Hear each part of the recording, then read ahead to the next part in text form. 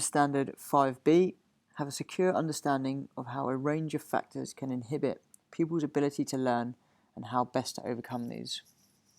A few weeks ago at university, we had a professional studies workshop, which was looking at special educational needs and disabilities.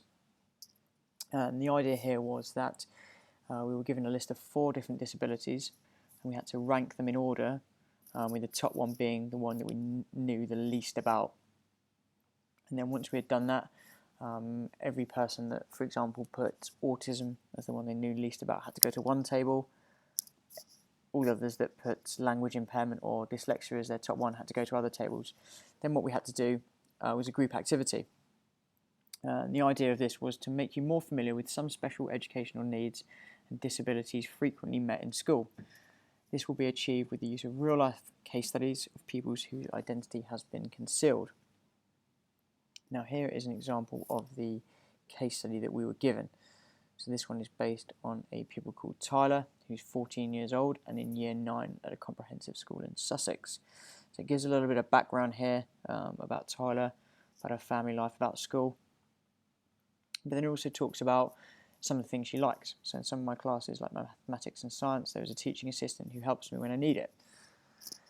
I don't like her sitting next to me all the time as I feel like I'm different to the other students. Why can't she go and sit beside one of them instead of me?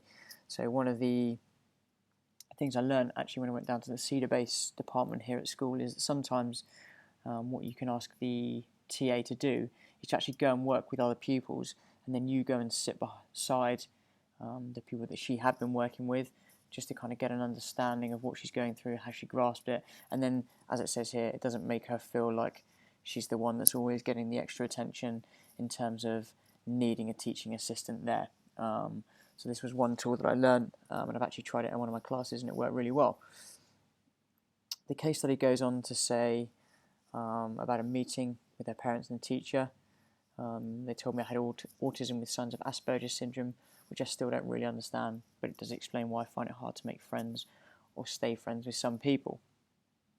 So this was a really good case study to look at because I personally didn't know that much about autism and Asperger's syndrome. So I had a look at this, and we also got given a fact sheet as well, which has some details on there. And the idea of the task here was to answer these questions and be prepared to report back on the following.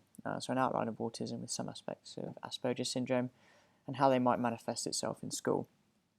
So it's a really good learning experience for me to get a much better understanding of autism, and also to kind of see some ideas of how I could potentially combat that in school if I did come across it in my teaching career.